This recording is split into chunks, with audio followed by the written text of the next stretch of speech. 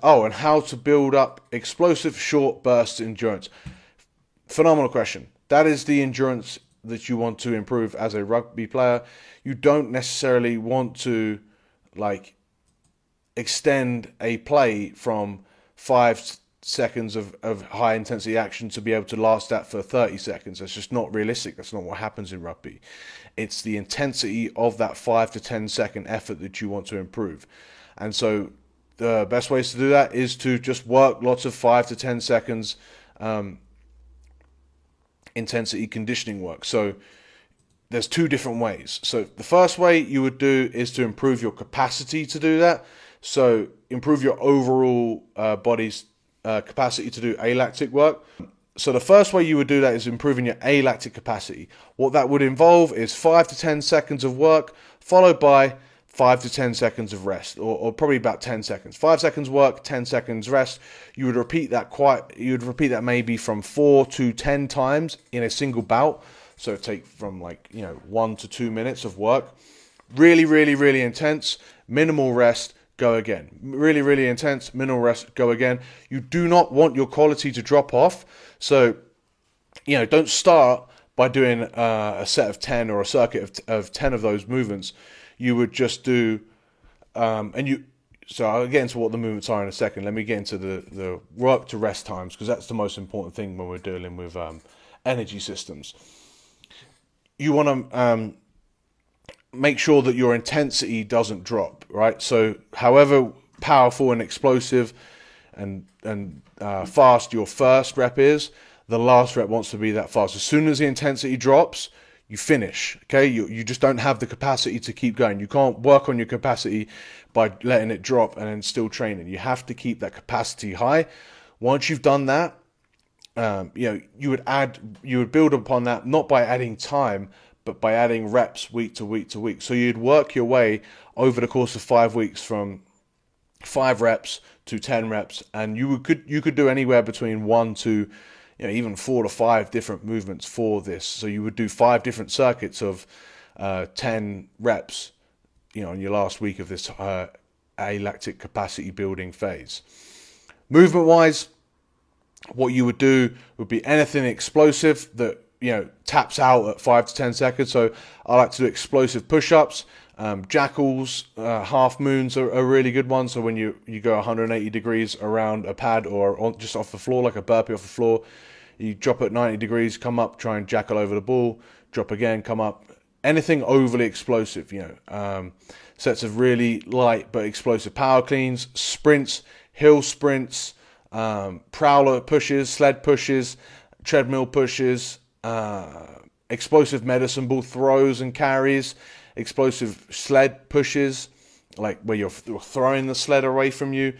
Anything that's really, really explosive, that is high speed, high velocity, high intensity, and really I wouldn't do this with just sprints. I would try and have that sprint weighted just to cause more fatigue, but also to stop you from risking the injury there. Save your sprints for sprint work and tempo work. The other one for the explosive short burst endurance type of work is you're going to work on your alactic power. So now we've built up our capacity, we've got a lot of reserves there to work 5 to 10 seconds nice and intense and keep repeating that. Now we've got that, we want to improve that actual power of it. So we want to improve the effectiveness. So what you would do there, same working interval, same working movement. So anything really, really, really explosive, 5 to 10 seconds, as intense and explosive as you can. Every single repetition has to be as explosive as the previous one. And rather than resting from 5 to 10 seconds, you would rest up to a minute, right? So you would get back a full recovery each time, go again. A full recovery, go again. A full recovery, go again. Obviously, those that are understanding what's going on here would understand that we don't then, we have to build up, not in terms of reps, but in terms of just intensity. We just keep pushing that intensity. We can get to 7 to 10 reps quite easily of 2 to 3 different movements fairly easily. We wouldn't have to build up the reps on this one because we're going for a full recovery. And what you would try and do is simultaneously increase the intensity of the movement. So, distance covered on a sprint, weight pushed on a prowler, but with the same explosivity, amount of reps that you do on an explosive push-up. You would try and increase that. And if you can, you would try and decrease the time it took you to fully recover. Now, you're not going to go from, a minute of rest to 20 seconds of rest, but you're going to go from, maybe a minute and 10 seconds of rest to 50 seconds of rest whilst keeping that intensity. And these blocks, both of these alactic style blocks, you shouldn't be doing them for anywhere more than like 2 months, because they are really, really intense and you tap out like real quick. Like you stop improving, you hit a plateau, and that's fine, because then you go back to working on your aerobic system. And that is really why I'm so big on improving your aerobic system, because that's going to allow you the most amount of bang for your buck, because you can continually improve your aerobic system almost like indefinitely, right? And then every now and again sprinkle in these alactic work type circuits and conditioning series, and then go back to doing your aerobic. Or you can simultaneously do your aerobic and this. But you wouldn't want to do alactic work for more than 2 months of a block, maybe 3.